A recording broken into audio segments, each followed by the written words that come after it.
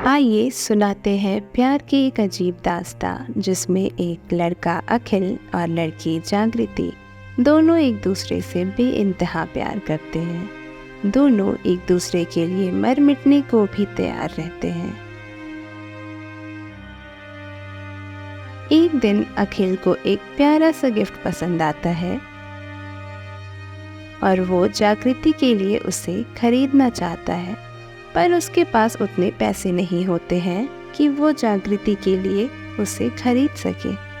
उसके दिमाग में बस एक ही बात चल रही होती है कि वो गिफ्ट उसे किसी भी कीमत पर खरीदनी है, जिसके लिए वह अपने दोस्त साहिल के पास जाता है और उसको सारी बातें बताता है। अखिल अपनी सोने की चेन उतार कर साहिल को देता है,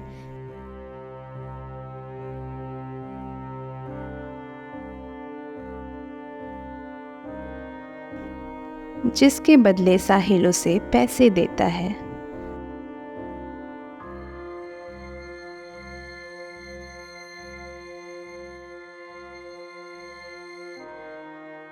आखिर वो प्यारा सा गिफ्ट जागृति को दे ही देता है और बहुत खुश होता है।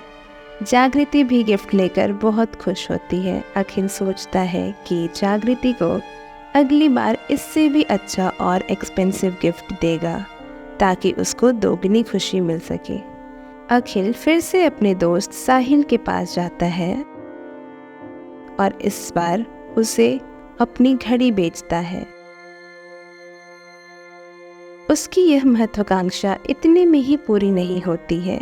उसने इस बार सबसे महंगे गिफ्ट देने की प्लानिंग की थी और जागृति को एक्सपेंसिव गिफ्ट खरीद कर देता है। एक बार फिर पहुंचता है अपने दोस्त के पास, लेकिन इस बार उसको जाते वक्त जागृति देख लेती है और उसका पीछा करती है। वो छुपकर सारी बातें सुनती है। इस बार अखिल ने तो हद ही कर दी। जागृति को अच्छा गिफ्ट देने के लिए अपनी बाइक ही बेच डाली।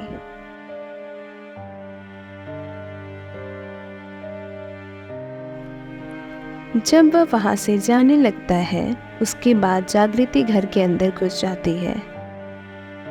तभी अचानक से अखिल को याद आता है कि बाइक की चाबी के साथ उसने अपने घर की चाबी भी गलती से उसे दे दी थी। वह जब उसे वापस लेने आता है तब कुछ ऐसा देखता है कि उसके होश ही उड़ जाते हैं।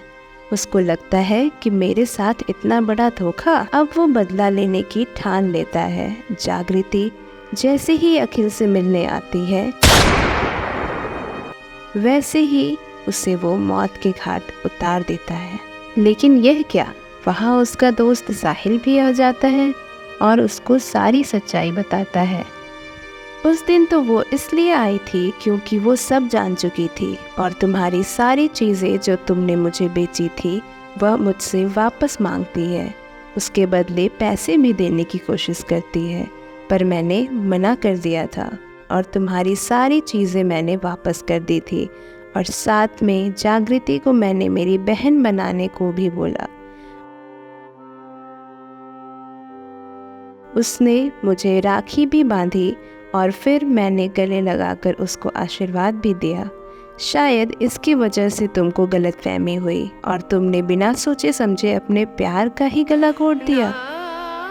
फिर क्या, अखिल को इतना पछतावा हो रहा था कि उससे इतनी बड़ी गलती कैसे हो गई।